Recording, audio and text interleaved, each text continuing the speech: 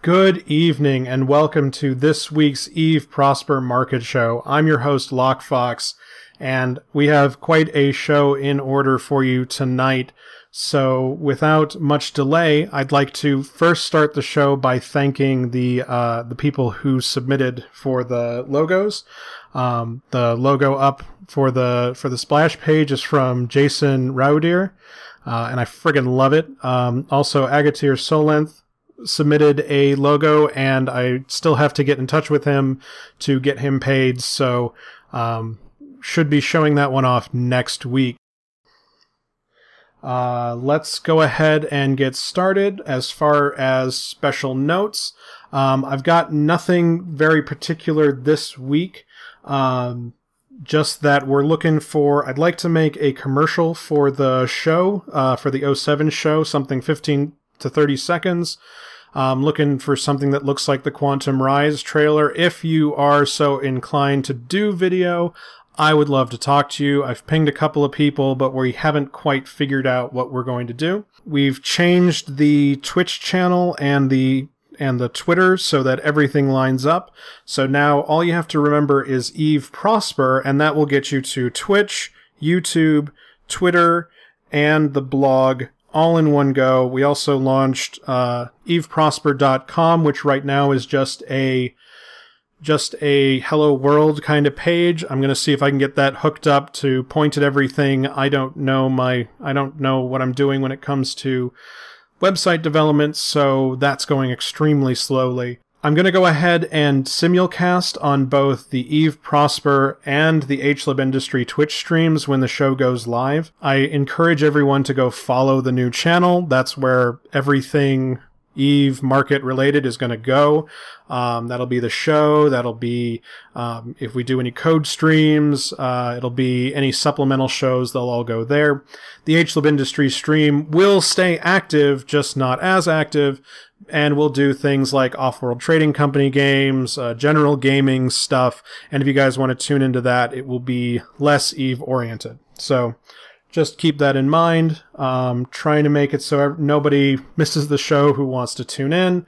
But there will be new links to everything in the notes below. Another note is the CSM elections are open, and if you haven't voted, you have until March 10th to do so. I suggest you get your voting in sooner rather than later. Again, we have the Prosper CSM ticket in no particular endorsement order. I believe in all of the candidates here. I think they cover a lot of the things that this show and me personally do in game. And if you want more information about the candidates, I invite you to go check out the blog. I wrote up write-ups about all the candidates. I've gone ahead and already voted. You guys should go vote too.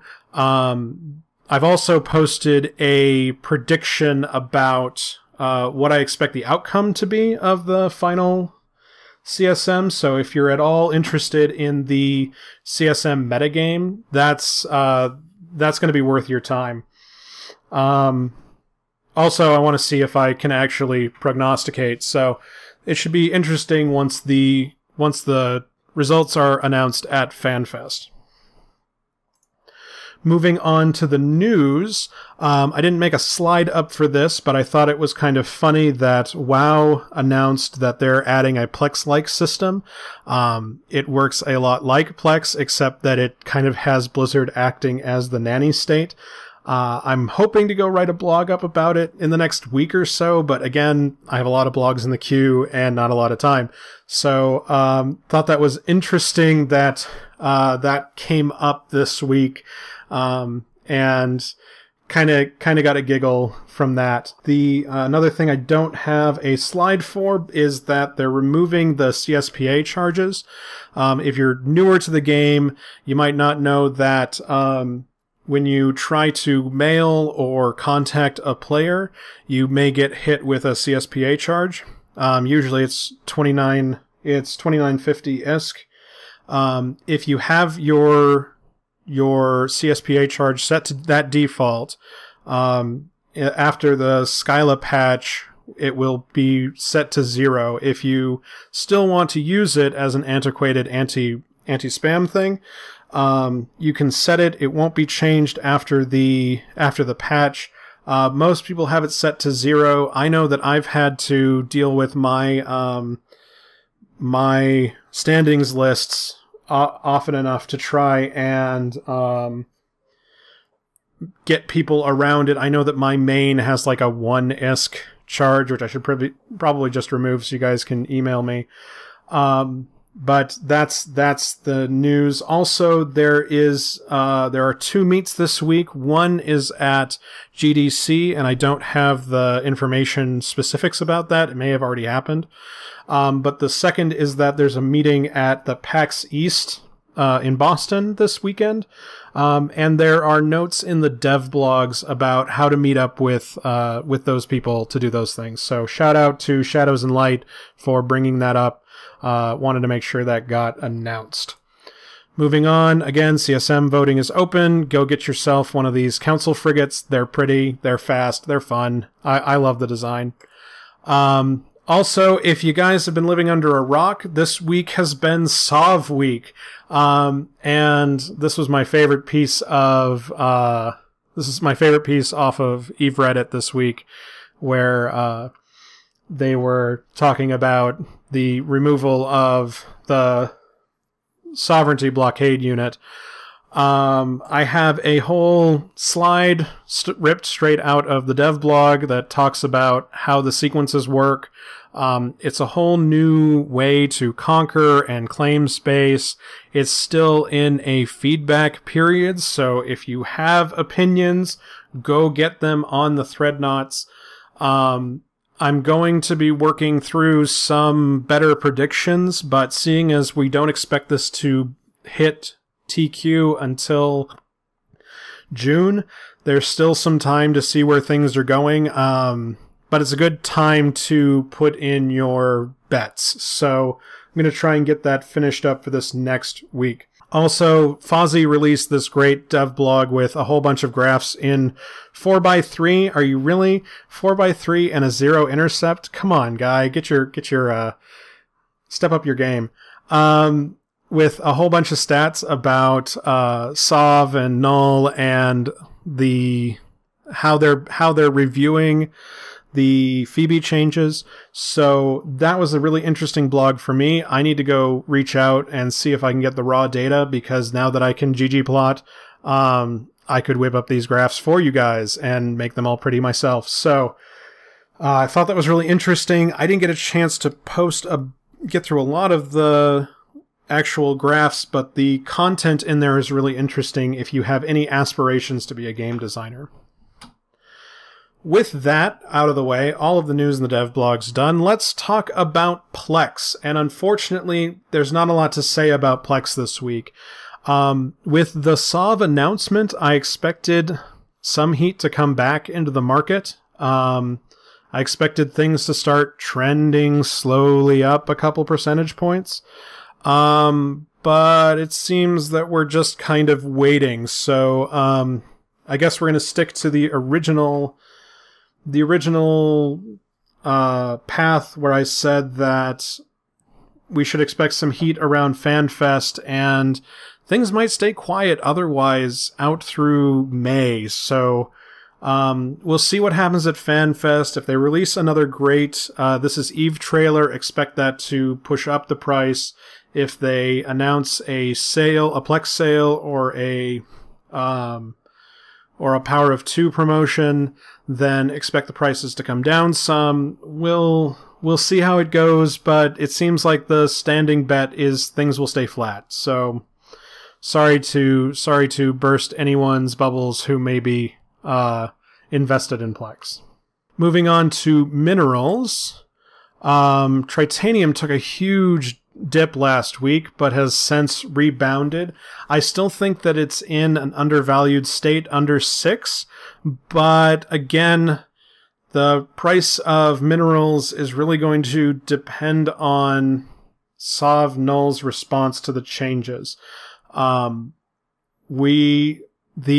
you want to make a hip shot where we make some long bets, I kind of expect minerals to track down because the demand for capitals may slide. Now, that is a huge... let me put asterisks and air quotes all around that. It's a long bet.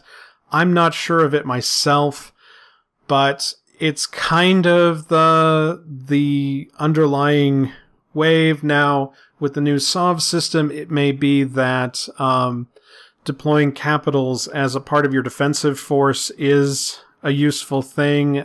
There may still be need for caps, but without structures to grind, then the DPS need of capitals isn't as useful. So that's sort of my long bet, is that minerals should be tracking down. Pyrite just took a quick peak up, but I expect it to be back down at 12.4 by the end of the weekend. This just looks like a little bit of speculation. I expect it to stay flat around 12.4. And again, under that big blanket of long bet, hip shooting, I expect it to trend down over the next few weeks. Mexilon has been unstable, but slowly tracking down. I think Mexilon is going to be the canary in the coal mine here. If Mexilon takes a sharp drive up or down, I think the rest of the mineral market is going to follow it. Mexilon is really going to be the one I'm watching personally.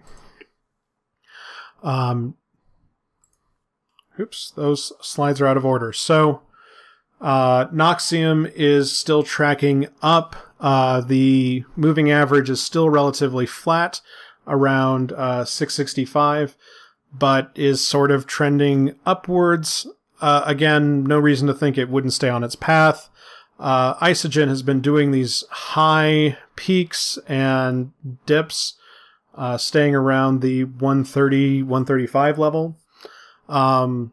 I think this instability is a little bit weird. You see these large volume spikes driving these large price spikes.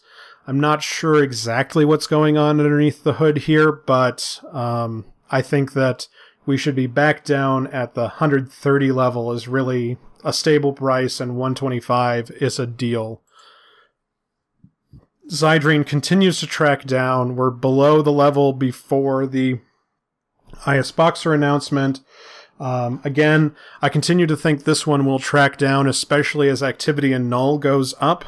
The Zydrine supply should keep coming out. And then Megasite took a huge dip, and this one's actually, I think, worth dropping some ISK on, because I think that it should rebound to 725, 740 over the weekend, because this dip is way too low, way too fast. We should be on a trajectory for 700, but this is way too early for this particular signal. And then lastly, Morphite. We saw a couple weeks ago where it did a huge spike, and it has been slowly reducing. We're almost back to the pre-spike levels. Again, Morphite's going to be another material to watch, because I believe, again, from my hip shooting, is that T2 should see a big demand boost if the SOV changes promote more fighting. Mostly because that all of that material will be going into things like bombers and interceptors and interdictors to help move the SOV grind forward. Also, I expect that the new Entosis module will eat up a good chunk of Morphite, and it's going to have some huge demands once that finally comes out. That's projected for sometime in April or May, ahead of the change, so everybody has the modules they need. Moving on to fuel, I have a great surprise this week. New graphs, because I finally figured out how to get ggplot to frickin' do what I want. So we're going to go ahead and reduce the fuel thing to 3 slides. I only have 2 of them this week. We're going to start talking about fuel isotopes, and we can talk about them all at once right here. We keep seeing that things are relatively flat. A steep downturn in hydrogen isotopes for Minmatar fuel and helium isotopes for Amar fuel in the last week. I also have the bars for each of the patches released. So this one is... I'm rather proud of this, and we should be getting it into the automated tools for next week, but I need to finish building the profiles. So that's where we are. If you have feedback, hit me up at Twitter at Eve Prosper or HLib Industry, and we can chat about the style, because this isn't totally locked in yet. Moving on to fuel blocks, we continue to see things are staying relatively stable, except that where Galente isotopes are staying flat, we're seeing a spike in Galente fuel blocks. So that's about the only thing of notice to really report here, but that's the new fuel blocks. And then what I intend to add here, and I don't know if I'll add it here or in a second thing, or maybe we'll get back to a 4 breakout thing. I'll also be tracking the build costs so you guys can see the differential there.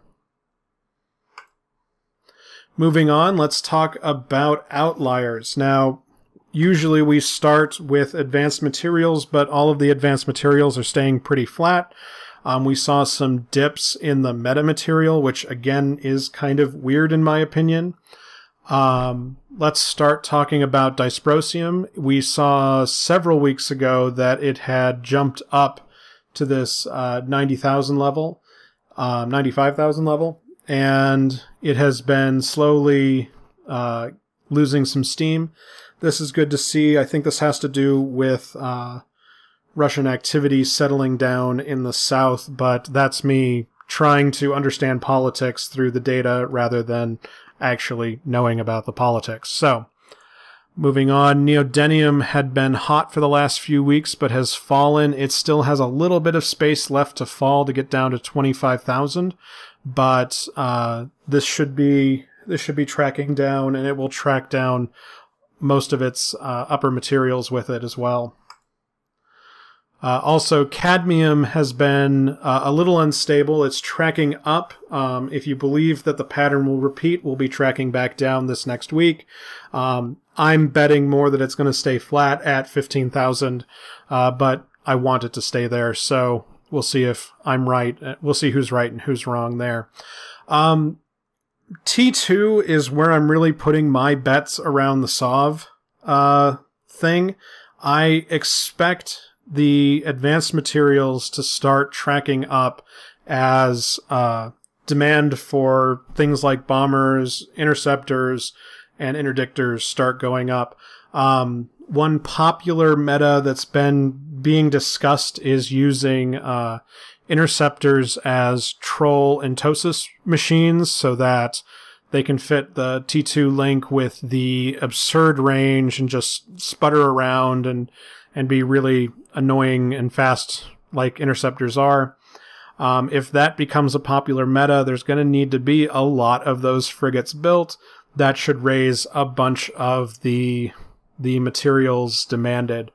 But on the other hand, the Ishtar is tracking down in popularity and price, and if that continues to be the case, the Ishtar eats up like 8 times more material than an interceptor does. So we'll see how things end up balancing out. I think that the advanced material market is overly weak at the moment, but it also might be that that there's enough supply waiting in excess that to clear that out might take a few more weeks.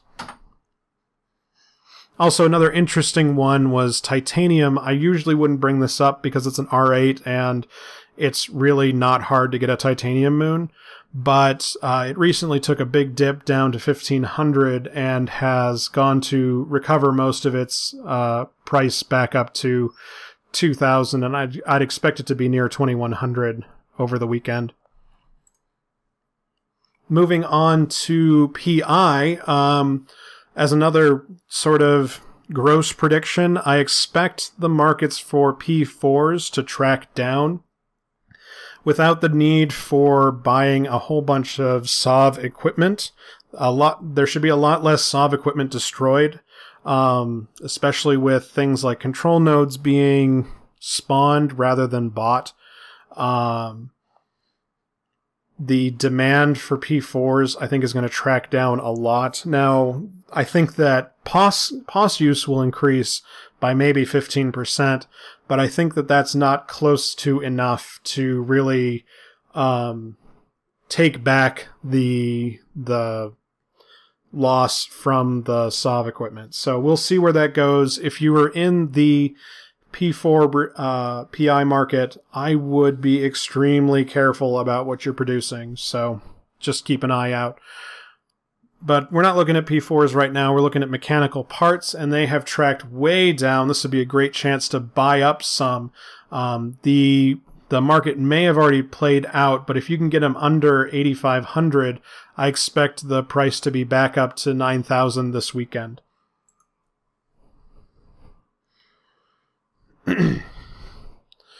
Moving on, let's talk about the Ishtar. The Ishtar was right in the middle of the crosshairs last week, but there wasn't enough data to really talk about it. Volumes still remain reasonably high in the 250 per day region, but prices are falling like a stone. I don't have the actual build cost handy, but we're down at 170 million, and we're going to be near the basement of that if things keep falling.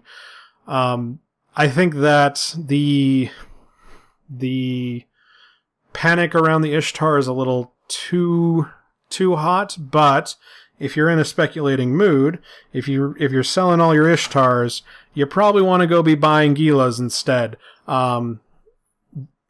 They're showing an opposite direction as a Ishtar substitution. Now, I don't know if these will be exactly as popular as Ishtars. They're about 100 million more. Their bonus is more of a damage bonus and a survivability bonus than a range bonus, which is why the Ishtar has been so popular. It basically took the meta position like the Drakes of old, where they could engage at almost any range, and they had, all of the benefits of being a Drake. The Ishtar had a similar position. Now, if you believe that drone metas are going to continue to be popular, the Gila is going to be one you're going to want to keep in your keep on your sites.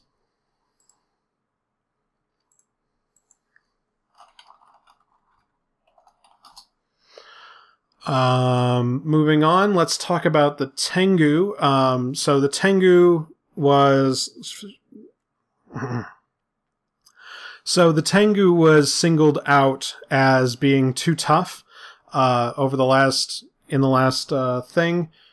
dev blog. But there isn't a whole lot of room for it to continue to fall. At 170 million, we're basically scraping the floor of the value of the thing. If it goes any lower, then producers are going to stop producing. It's hard to get below 170 million. So if you still need a Tengu, if you still believe they're going to be useful, because I still think they're going to have a decent spot in the meta because of their lowered signature radius and being a shield platform, the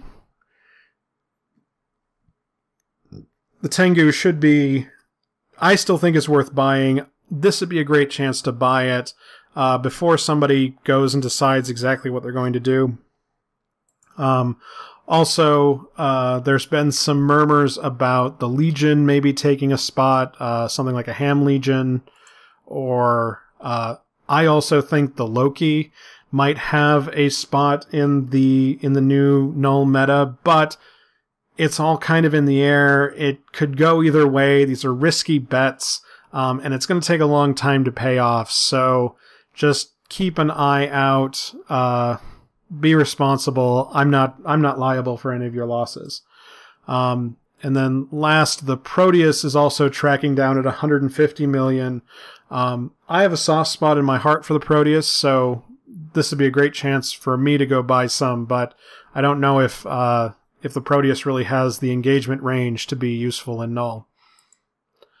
Oh, and also with the medium railgun nerf, Proteus isn't probably going to look very great.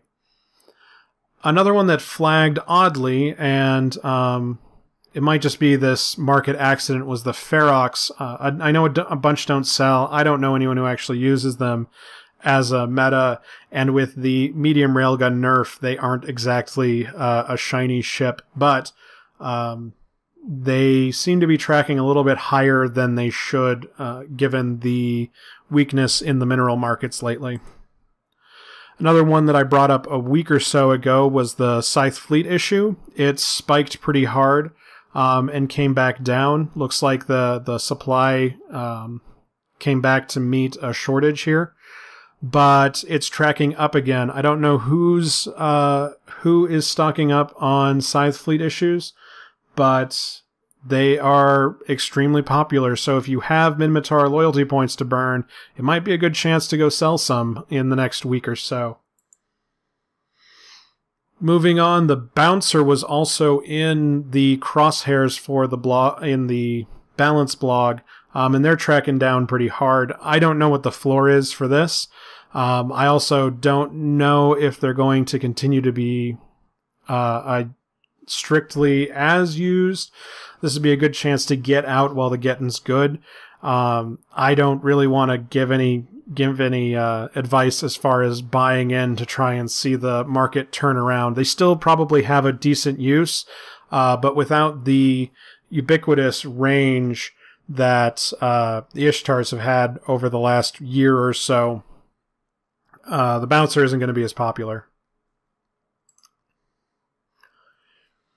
And then the last thing that was on the balance blog was the defensive systems for the T3s to reduce the bonuses to lower the EHP.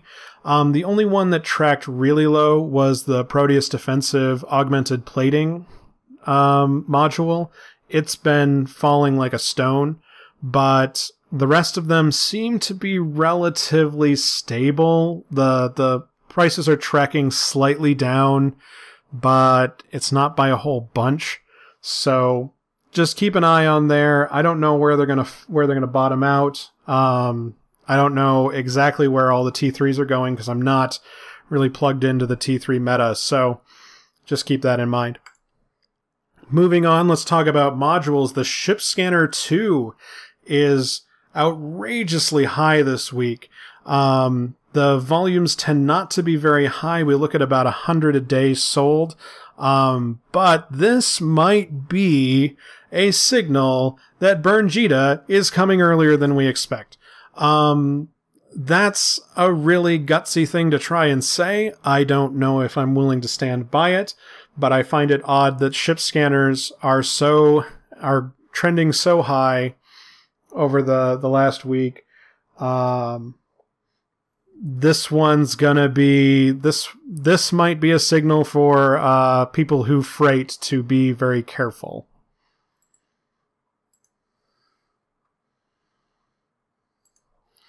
Moving on, again, I've been seeing a bunch of heat in the T2 markets this week. It's in the 350 millimeter railgun. Again, this is a lower volume part, but it is tracking up slightly. I don't have the information about Overload Everything's proposed anti-CFC doctrine, but I think that was mostly a laser doctrine. But this one's tracking up. If you are building in that market, you might want to take a look at them. I don't know how long the party will last on this one, though, so it could go either way. Also, one that has been extremely popular has been the 10 meganewton Afterburner 2. We saw a couple weeks ago that it spiked extremely high and then fell way too low. This was even lower than the original baseline, and now it's swinging high again. If you're a producer, absolutely go and sell this stuff off, but the Tech 2 10 meganewton afterburner is trending high.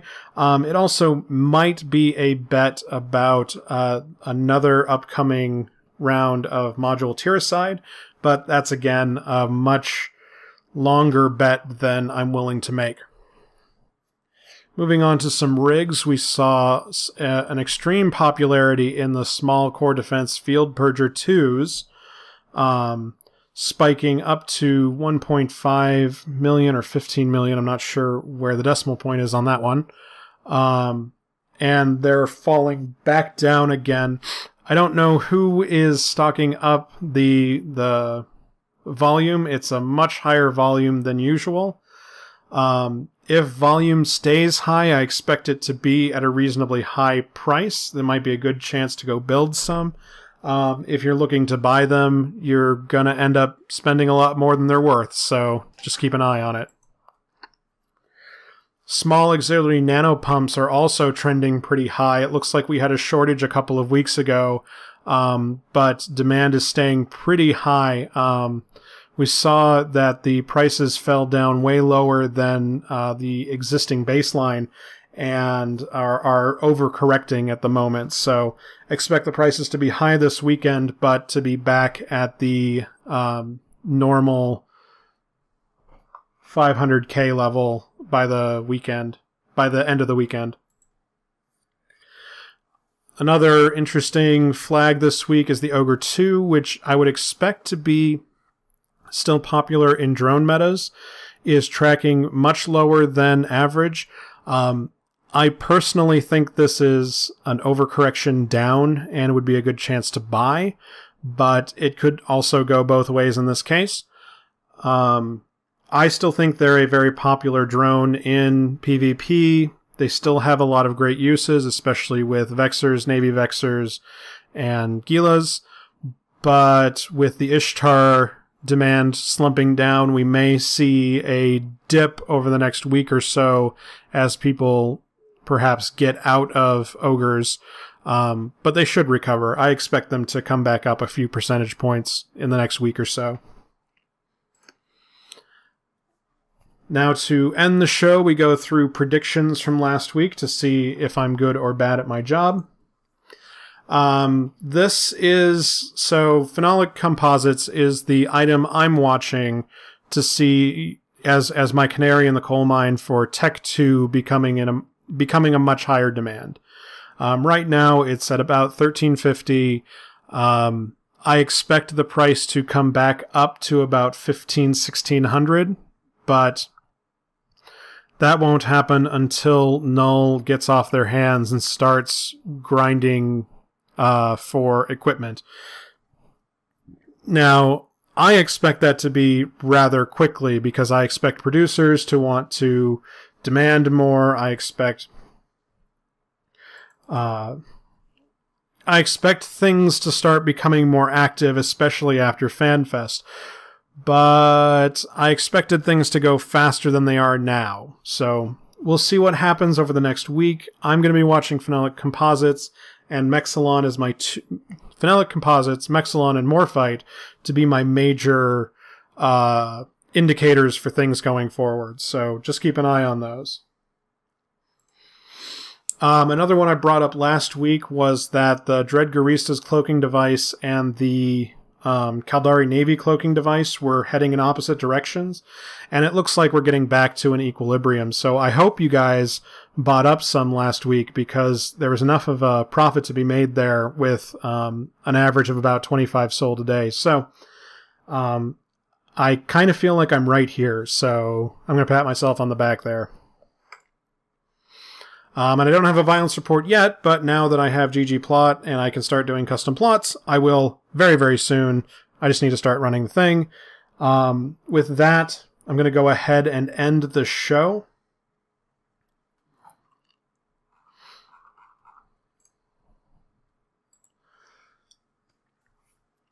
I have been Lockefox. This has been your weekly Eve Prosper Market Show. Again, if you want to follow the show, feel free. We have launched a new Twitter, a new Twitch, and a new website. You can find everything at Eve Prosper. So Twitch is Eve Prosper, Twitter is Eve Prosper.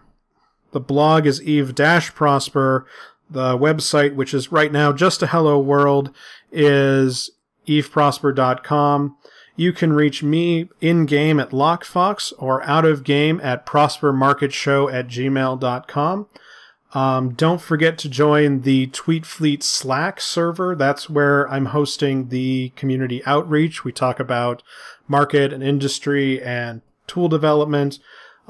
If you're looking for a link for that, it's down in the channel description below.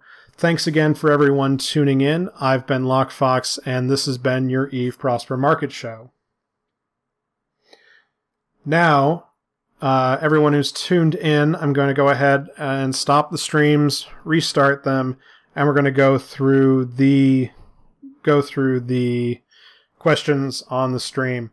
And I'm going to punch Marcel when I get off the thing. So give me just a second. I will be right back.